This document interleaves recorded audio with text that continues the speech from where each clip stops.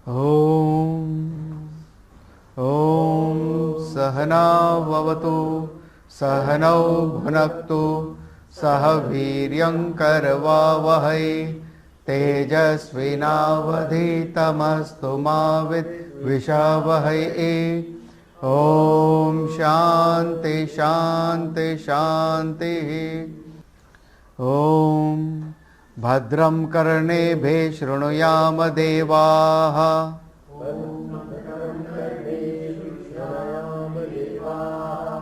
भद्रं पश्येमाक्षभिर्यजत्राः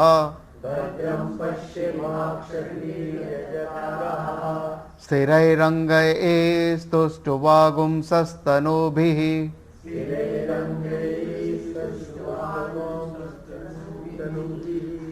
व्यशेम देवहितं यदायुः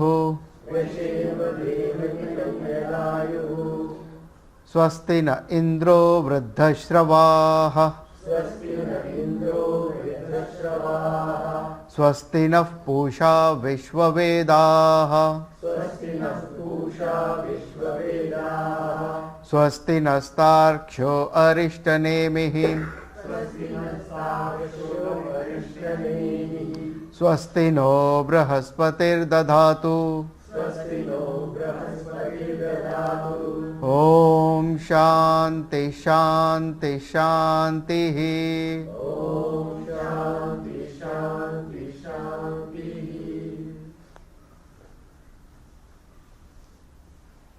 अथ आश्वलायनः भगवन्तं परमेष्ठिनम् उपसमेत्योवाच अधिहि भगवो ब्रह्म विद्यां वरिष्ठां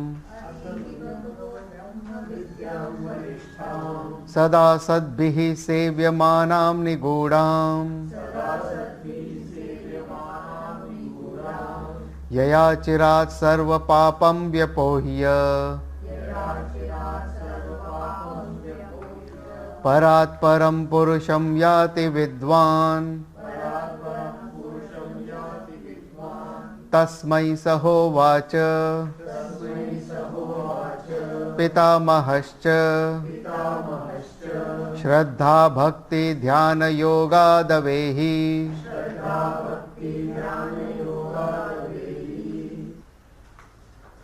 So we were doing invocation, the Shanti Patha. Shanti Patha, to have Shanti for studies, to have Shanti at all levels. और prayer है ताकि हमारा मार्ग सुगम हो, जो आध्यात्मिक मार्ग है वो सुगम हो, जो रास्ते के जो ऑब्स्टिकल्स है वो निकल जाए। और रास्ते के ऑब्स्टिकल्स तो बाद में आते हैं, मगर इंटरनल ऑब्स्टिकल्स पहले आते हैं। सबसे बड़े ऑब्स्टिकल्स है इंटरनल ऑब्स्टिकल्स। और इंटरनल ऑब्स्टिकल्स जो है हमारे माइंड का जो एक प्रोजेक्ट करते हैं हम फॉल्सली। सो विथ ईयर्स, कानों से श्रवणम, क्योंकि मेन प्रक्रिया थी शास्त्र लेने के लिए, या उस समय कोई डिजिटल मीडिया नहीं था, उस समय कोई रीडिंग स्ट्रक्चर्स, कुछ इंस्ट्रूमेंट्स नहीं थे, कुछ भी रीडिंग मटेरियल कुछ नहीं था। जो कुछ था श्रवणम प्रक्रिया से होता था। इसलिए सबसे पहले श्रवणम से ही अगर कुछ गार्बेज आना है तो वो श्रवणम से आता है। सो हमारा जो श्रवणम है वो ऑस्पिशियस होना चाहिए। हम जो कुछ सुन रहे हैं वो ऑस्पिशियस होना चाहिए, भद्रम। तो जो शुरुआत रॉ मटेरियल है वो अच्छा आना चाहिए। दूसरा, आंखों से जो हम देख रहे हैं वो ऑस्पिशियस होना चाहिए। सो मेनली हमारा जो परसेप्शन है वो आंख और कान से सबसे ज्यादा हम नॉलेज लेते हैं। तो वो ऑस्पिशियस, अगर रॉ मटेरियल अच्छा गया तो फाइनल प्रोडक्ट अच्छा आएगा। अगर रॉ मटेरियल गलत गया तो फाइनल प्रोडक्ट भी डिफेक्टिव रहेगा। सो आंखों से अच्छा देखना है, कानों से अच्छा सुनना है। भद्रम कर्णे भी शृणुयाम भद्रम पश्येमाक्षभिर्य जत्रा। नाउ स्थिरै अंगैः तनुभिः तुष्टुवागुंस देवहितं यदायुः व्यशेम। स्थिरै अंगैः तनुभिः, ये जो हमारा अंग है, सारे अंग, सारे लिम्स जो है, हमारी बॉडी, हमारे सारे organ, organ of action, organ of perception, अगर उन्होंने ये पहले बोल दिया है कि आंखों से हम अच्छा देखें, ऑस्पिशियस देखें, इसका मतलब है ऑलरेडी आपकी आंखें देखने के लायक है, काबिल है, कान सुनने के लायक है, काबिल है, meaning they are already in a good condition. अब यहां पर बात हो रही है ऑर्गन ऑफ एक्शन के बारे में बात हो रही है, पहले ऑर्गन ऑफ परसेप्शन के बारे में बात थी। सो ऑर्गन ऑफ एक्शन भी आपके जो है और ऑर्गन ऑफ परसेप्शन भी, और उसके साथ साथ आपका जो पूरा शरीर है अंदर से बाहर से, वो आपका तंदुरुस्त होना चाहिए। कब तक तंदुरुस्त होना चाहिए? रिटायरमेंट तक होना चाहिए क्या?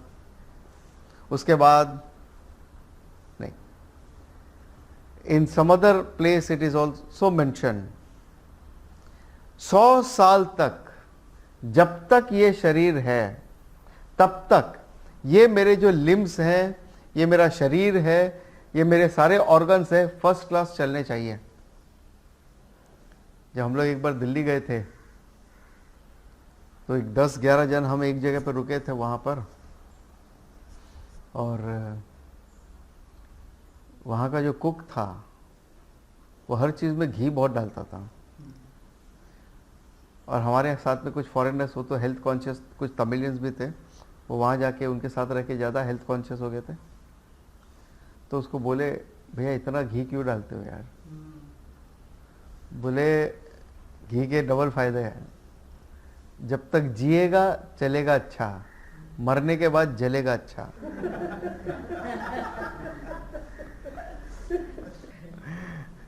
तो जब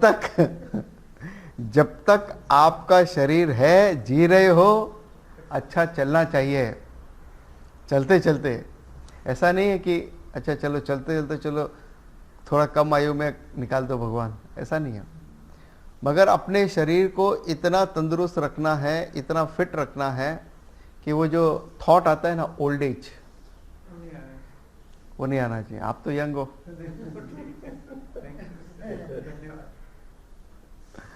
तो वो ओल्ड एज आ गया, अब एज बढ़ रही है, आगे क्या होगा, भविष्य में क्या होगा, ये थॉट दिमाग में आया, इसका मतलब हमने एक्सेप्ट कर लिया कि हम बूढ़े हो गए हैं और हम श्योरली बूढ़े होने वाले हैं, और श्योरली हमारा जो शरीर है वो छोड़ने वाला है हमें धीरे धीरे। वो थॉट ही नहीं रखना है दिमाग में। हम लोग जहाँ रहते थे वहाँ पर एक पर्सन आते थे, पांडे जी करके, ही मस्ट बी 70+ ना, इनफैक्ट मेरे फ्रेंड के फादर भी है। वो सुबह 3-3:30 बजे उठते हैं, खुद का पहले योगा करते हैं, अपना 1-1.25 घंटे का, 1-1.5 घंटे का खुद का योगा करते हैं। उसके बाद में कुछ 5 बजे से उनके सेशन शुरू होते हैं, 3 जगह योगा क्लासेस लेते हैं वो फ्री में, लोक हित के लिए, लोक सेवा के लिए। और ऐसा नहीं कि इंस्ट्रक्शंस दे रहे, खाली खुद करके बताते हैं वहां पर प्रैक्टिकली सबको।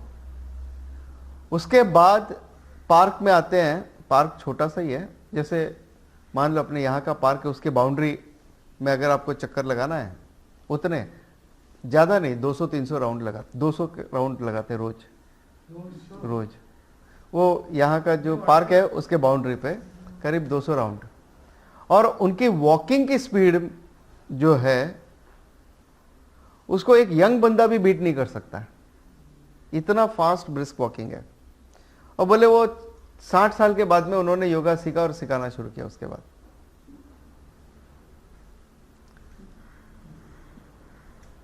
स्थिरै अंगैः तनुभिः तुष्टुवागुंसु।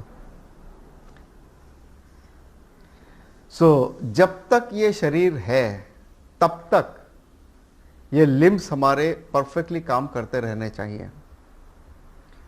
ये सारी इंद्रियां परफेक्टली काम करते रहने चाहिए। कम से कम देखो, जो नेचुरल डैमेज है वो तो होना है, लेकिन कम से कम हमारे इंटेलिजेंस की वजह से, हमारे निग्लिजेंस की वजह से वो डैमेज नहीं होना चाहिए।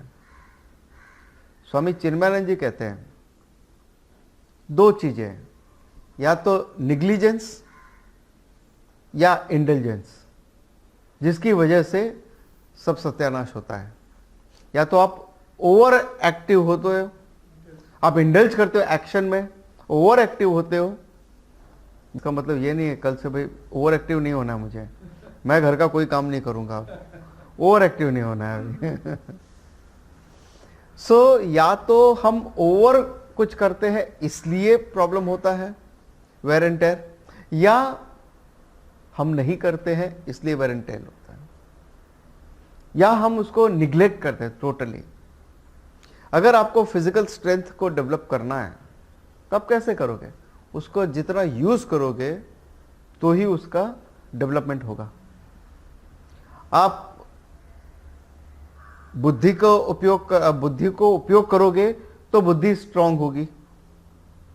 माइंड है, फीलिंग्स है, उसमें इमोशंस हैं, आप उस इमोशंस को किंडल करोगे सही भावना से तो उसमें ज्यादा प्योरिटी आएगी। तो आप किस डायरेक्शन में अपने माइंड को, इमोशंस को यूज करते हैं, उस डायरेक्शन में उसकी वृद्धि होती है।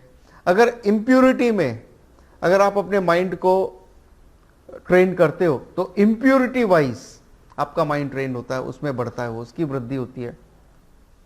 तो आप अपने माइंड को कैसे ट्रेन करते हो, बुद्धि को कैसे ट्रेन करते हो, बॉडी को कैसे ट्रेन करते हो, उस हिसाब से वहां पे वृद्धि होती है। सो in short, as per shastra, there is no such thing called old age retirement. There is no concept of retirement at all. यहां पर there is no such thing called after retirement I will do this. There is no such thing as retirement itself. So there is no retirement plan ना।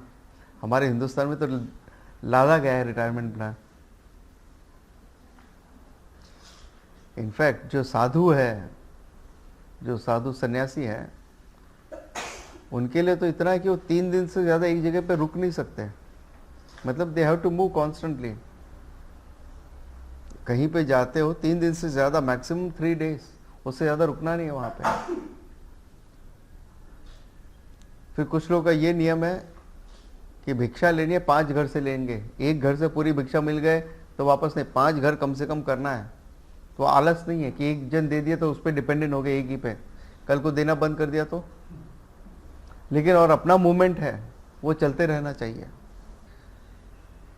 और उसके लिए कुछ कर्म करना जरूरी है, क्योंकि अगर बॉडी को फिट रखना है कर्म करना जरूरी है। और कर्म करने के लिए जब शास्त्र कर्म करने के लिए कहते हैं, सो कर्मा इज अपने रिचुअलिस्टिक कर्मा है, अपने वैदिक कर्मा है, श्रौत कर्मा है, स्मार्त कर्मा है, ये सारे कर्मा।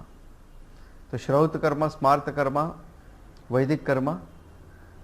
श्रौत कर्मा यानी श्रुति अनुसार बताए गए, स्मार्त कर्मा यानी स्मृति द्वारा बताए गए, ये वैदिक कर्मास वेदों द्वारा बताए गए, कर्मकांड द्वारा बताए गए वो, प्लस लौकिक कर्मा जो आपके व्यवहार के लिए जो जरूरी है वो, जो आपके रोजमर्रा के जीवन में जो जरूरी है वो। लाइक आजकल का एक नया कॉन्सेप्ट है, संडे छुट्टी है तो नहाना क्यों है उस दिन, ऑफिस तो जाना नहीं है तो नहाना क्यों है,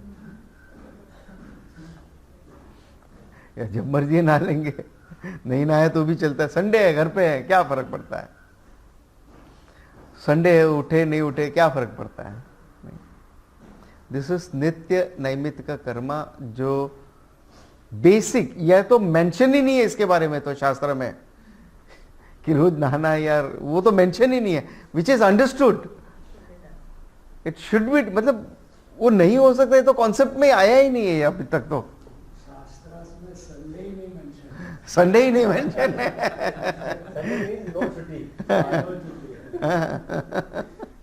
सही बात है, शास्त्र में संडे ही मेंशन नहीं है, क्योंकि भाई हम 7 दिन 6 दिन काम करके थक जाते, इसलिए एक संडे चाहिए। आजकल सैटरडे और संडे चाहिए, 2 दिन चाहिए होता है।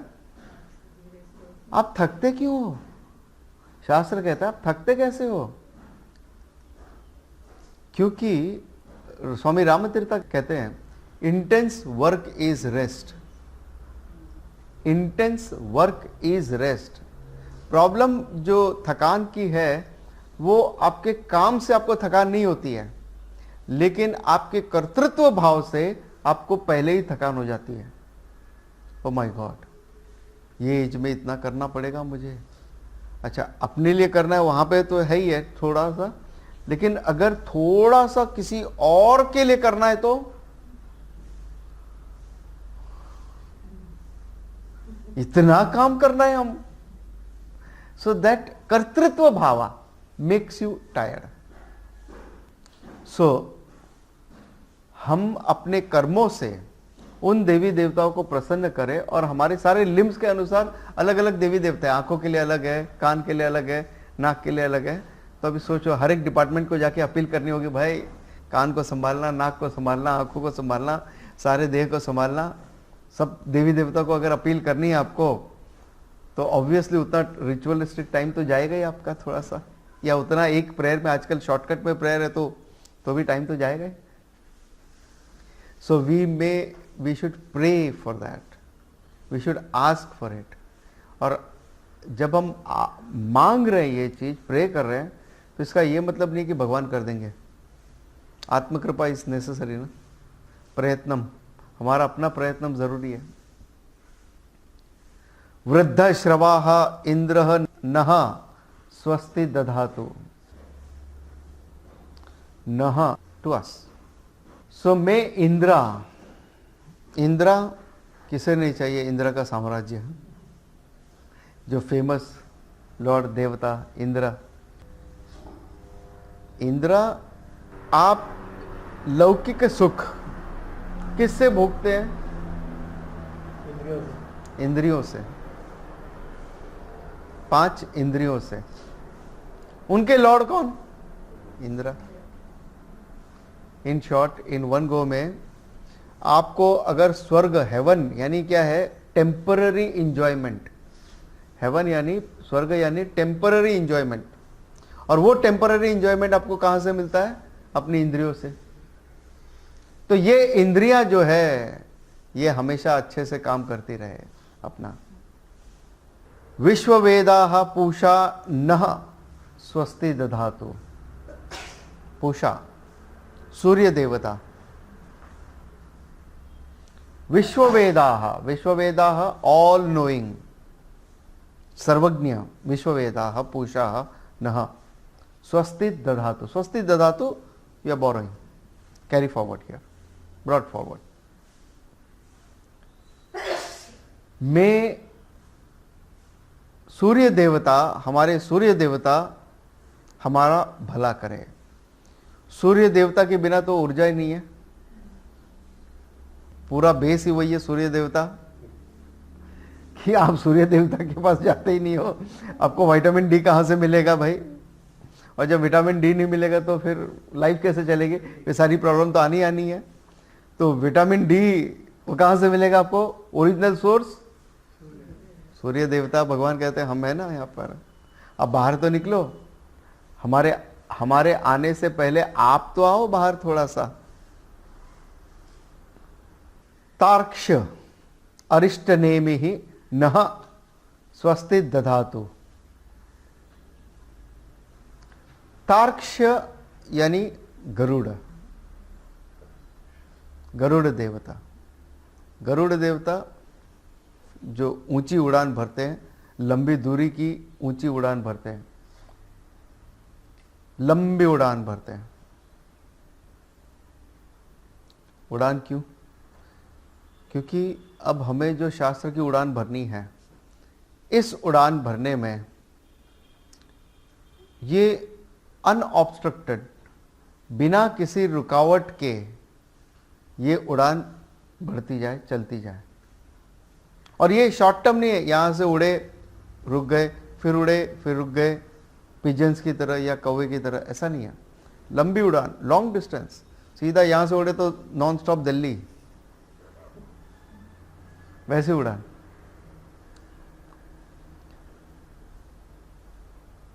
तो हमारा जो मार्ग है ये स्टडी का, ये नॉलेज पाने का, ये एक ऐसी उड़ान हो जिसमें कोई बीच में रुकावट ना आए।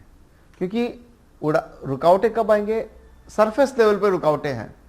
जब आप उस लेवल तक पहुंच जाते हैं, आध्यात्मिक मैच्योरिटी आपकी इतनी आ जाती है, परिपक्वता इतनी आ गई, उसके बाद में ये छोटी मोटी रुकावटें हैं ना, ये आपको ऑब्स्ट्रक्ट नहीं करेगी।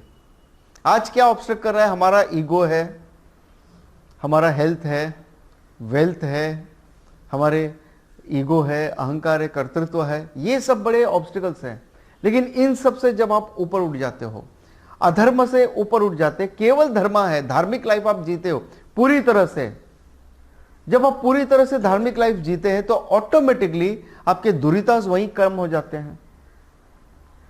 सो लिविंग अ धार्मिक लाइफ विथ मैच्योरिटी, तो ये जो बेस लेवल के ऑब्स्टिकल्स है अपने आप दूर हो जाएंगे। वैसी हमारी उड़ान हो, इतने ऊंचे हम उड़े कि जहां पे पर्वत भी हमारा रास्ता न रोक सके। यानी बड़े से बड़ी समस्या भी आ जाए, सुनामी आ जाए जिंदगी में, तो भी वो हमारा रास्ता न रोक सके। हमारी उड़ान वैसी हो। बृहस्पति ही न स्वस्ति दधातु, न स्वस्ति दधातु, सो न स्वस्ति दधातु। Brihaspati, the Guru, teacher of Indira also. Indira का टीचर कौन है? इंद्रियों का टीचर कौन है? इंद्रियों का गाइड कौन है? मन, बुद्धि। मनस इंक्लूड्स बुद्धि ऑल्सो, राइट? सो वो कौन है यहां पर? बृहस्पति ही, एट द कॉस्मिक लेवल। आगे आपका मन और बुद्धि। नह स्वस्ति दधातु। सो बृहस्पति जो है वो हमारे लिए अच्छा करे, यानी हमारे मन को प्यूरिफाई करे, हमारे बुद्धि को सजग रखे, अलर्ट रखे, एक्टिव रखे, और हम बुद्धि का उपयोग करके अपने मन को नियंत्रित रखें। और अगर ऑर्गन ऑफ एक्शन जो है वो किसके ऊपर बेस्ड है? आप कोई भी कर्मा करते हो, उसका लॉर्ड कौन है? ऑर्गन ऑफ परसेप्शन का माइंड और बुद्धि है, तो ऑर्गन ऑफ एक्शन का कौन होगा? माइंड और बुद्धि होंगे, राइट? तो उसमें एक इंपॉर्टेंट एक्शन है स्पीच, जो आप आग की मशाल लेकर आग लगाने जाओगे, उसके लिए बहुत प्रयत्न लगता है, ठीक है? आपके एक शब्द आग लगा देंगे पूरे शहर में, संभव है। सो सबसे ज्यादा पावरफुल ऑर्गन है आपका स्पीच। और उस जमाने में तो सुनना और सुनाना, यही दो इंपॉर्टेंट था। मीडिया जो था, मेन मीडिया तो यही दो थे। तो ऑर्गन ऑफ स्पीच के भी लॉर्ड जो है बृहस्पति, बुद्धि के भी लॉर्ड जो है बृहस्पति। बिना बुद्धि के या तो कोई बात करेगा तो क्या बात करेगा? मन के हिसाब से बात करेगा या बुद्धि से सोच के बात करेगा? इसलिए दोनों का तालमेल होना बहुत जरूरी है। हम किससे क्या बोल रहे हैं? अब अगर हमारी बुद्धि भ्रष्ट है तो हमारी वाणी भी भ्रष्ट होगी। वाणी यानी जो शब्द हम बोल रहे हैं वो भी भ्रष्ट ही होंगे। वैसी अल्फाज, वैसी वाणी, वैसी भाषा हम यूज करेंगे।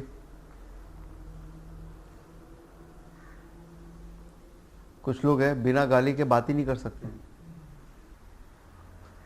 उनकी भाषा ही वैसी हो गई है, बुद्धि वैसी हो गई है, क्या करें? या बिना बुराई के, किसी की बुराई किए बगैर वो बात नहीं कर सकते। और कुछ लोग ऐसे हैं जो किसी में बुराई देखते ही नहीं है। युधिष्ठिर, भगवान बोलते हैं, दोनों को एक जॉब दिया, युधिष्ठिर को, दुर्योधन को। जाओ, एक दुर्योधन को बोला एक अच्छे इंसान को ढूंढ के लाओ, युधिष्ठिर को बोला एक बुरे इंसान को ढूंढ के लाओ। युधिष्ठिर बोला आई एम सॉरी, एक जॉब दिया मैं नहीं कर सका। दुर्योधन भी यही बोला, इस दुनिया में भगवान कोई अच्छा आदमी है ही नहीं, including you, which is understood.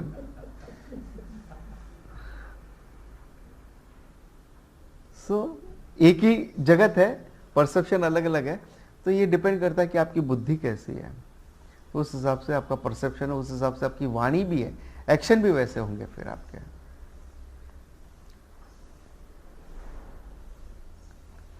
कोई अगर बात करता है, किस तरह की बातें करता है, वो क्या बातें करता है, और उसकी बात में गहराई कितनी है, उससे पता चलता है कि उसकी बुद्धि में मटेरियल कैसा गया है, उसकी बुद्धि कितनी अलर्ट है। चलो मान लिया गलत मटेरियल गया भी, लेकिन उसके बाद में रिएक्शन हो भी गया, लेकिन एटलीस्ट एट थर्ड लेवल पे, एक्शन लेवल पे तो हम कंट्रोल कर सकते हैं। अगर वो कंट्रोल भी नहीं है, इसका मतलब बुद्धि तो भ्रष्ट है वहां पर। और अगर हमें ये नहीं जज करना है दूसरा क्या कर रहा है, हमें तो ये देखना है कि हमारी बुद्धि, भगवान हमारी बुद्धि इतनी सजग रखो कि हमारा जो एक्शन है, कर्म है, वो भी अच्छा हो। और वो अच्छा होने के लिए हमारे लिम्स तो अच्छे, टूल्स अच्छे होने चाहिए हमारे पास, और जो आउटपुट निकले वो भी अच्छा हो। इनपुट अगर गलत हमने ले भी लिया, प्रोसेसिंग भी गलत हो गई, डजंट मैटर, बट एटलीस्ट जो हमारा आउटपुट है वो तो अच्छा हो। अगर तीनों लेवल पे मिस कर दिया आपने, इनपुट लेवल पे, प्रोसेसिंग लेवल पे और आउटपुट लेवल पे, यानी महति विनष्टि ही।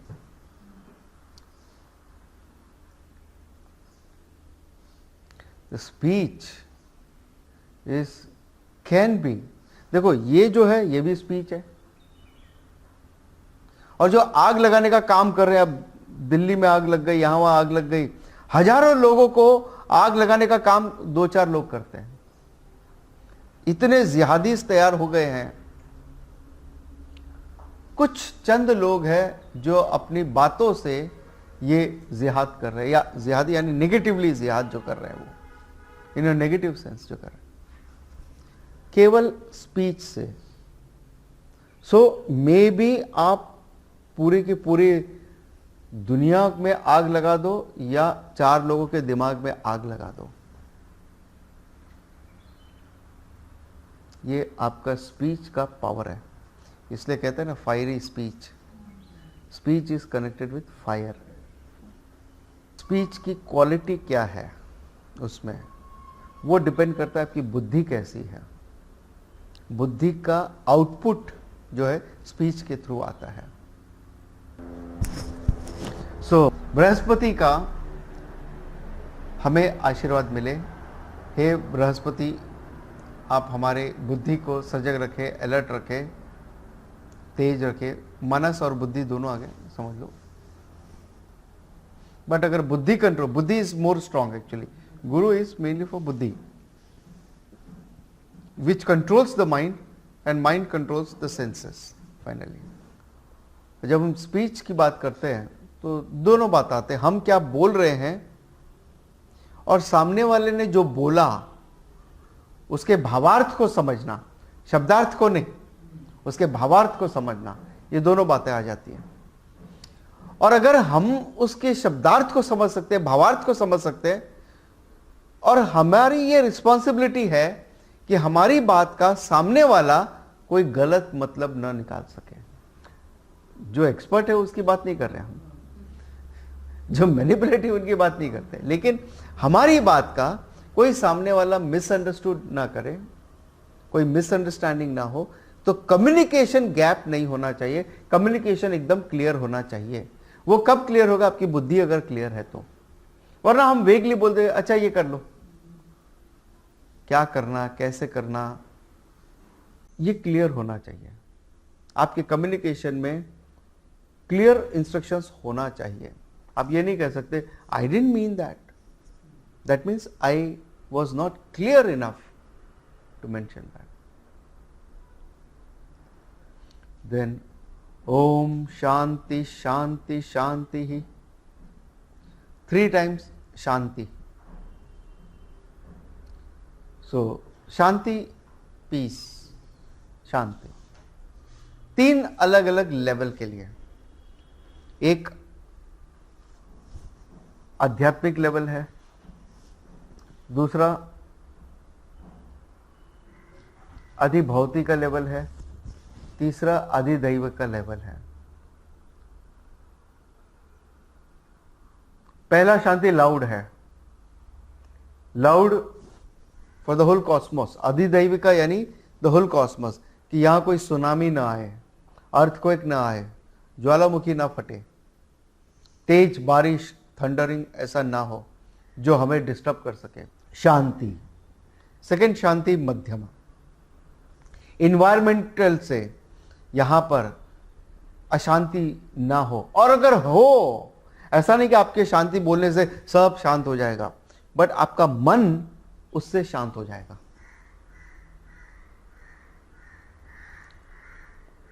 Then the most important thing is आध्यात्मिक लेवल पे, यानी मेरे अंदर में जो टर्बुलेंस है, जो अप्स एंड डाउन्स चल रहे यहां पर, वो शांत रहे। बाहर का आप चाहे तो उत्तरकाशी चले जाओ, कहीं जाना है वहां चले जाओ, एकदम शांत वातावरण में जहां कोई नहीं है, वहां पे भी आपको अशांति हो सकती है अगर अंदर डिस्टर्बेंस है तो। बिकॉज सोशल मीडिया के बगैर हमारा काम नहीं चलता, क्या है, नेटवर्क ही नहीं चल रहे यहाँ पे, वो आपको डिस्टर्ब कर देगा।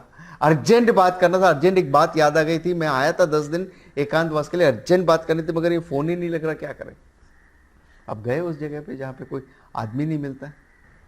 तो ये 3 तरह के ऑब्स्टिकल्स से बाहर निकलने के लिए जो डिस्टर्बेंसेस 3 लेवल पे आ सकते हैं, एक कॉस्मिक लेवल पे आधिदैविका, एक एनवायरमेंटल लेवल पे आधिभौतिका, और एक आध्यात्मिका अपने सेल्फ डिस्टर्बेंस हो सकते हैं। तो इन तीनों लेवल के डिस्टर्बेंस को शांत करने के लिए शांति शांति शांति शांति, और इट ऑल्सो मीन्स निवृत्ति, freedom from particular thing, particular problem, freedom from painful prarabdha. Like some people have the problem in adjusting with the environment, adjusting with people, adjusting with the system. तो उस ये प्रारब्ध है, हमारा प्रारब्ध है कि हमारी मानसिक स्थिति ऐसी है। ऐसे जो नेगेटिव प्रबल प्रारब्ध है उससे हमें फ्रीडम मिले, उसके लिए भी शांति। सो इन्वोकेशन अगर आप प्रॉपरली करते हो with this bhavana, it really works, क्योंकि ये प्रेयर है। और कोई भी प्रेयर इज अ कर्मा, कोई भी कर्मा जो है बिना फल दिए जाता नहीं है। अब डिपेंड करता है कि आपकी प्रेयर कितनी इंटेंस्ड है। शांति शांति शांति, हाँ चलो भाई खाना खाते चलो, तो मन है शांत है ही नहीं, उतनी शांति मिलेगी खाना खा के शांति।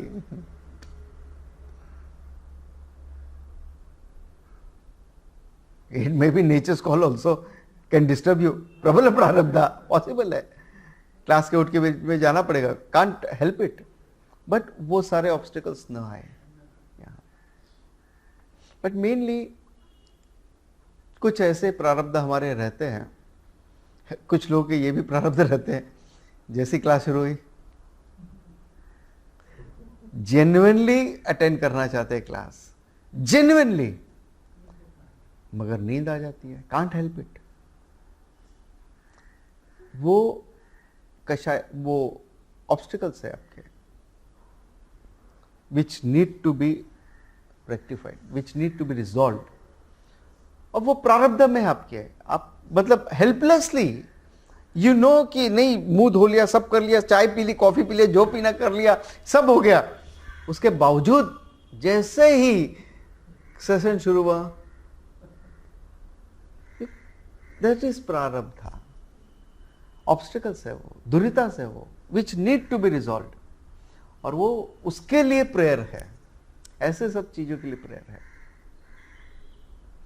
कुछ बाहर के ऑब्स्टिकल्स आ जाते हैं, आपको हेल्पलेस कर देते हैं, कुछ आपके भीतरी ऑब्स्टिकल्स आ जाते हैं अपने ईगो, अहंकार की वजह से, वो आपको डिस्टर्ब कर देते हैं।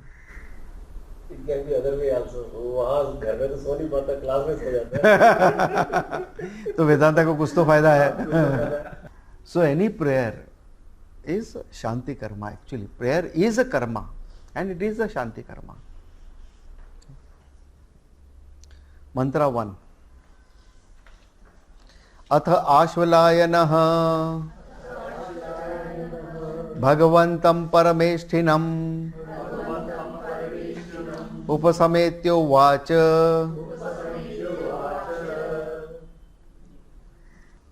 अथ thereafter, that we will do it afterward. Om Purnamadah Purnamidam Purnat Purnamudachyate Purnasya Purnamadaya Purnameva Vashishyate. Om Shanti Shanti Shanti. Om Tat Sat.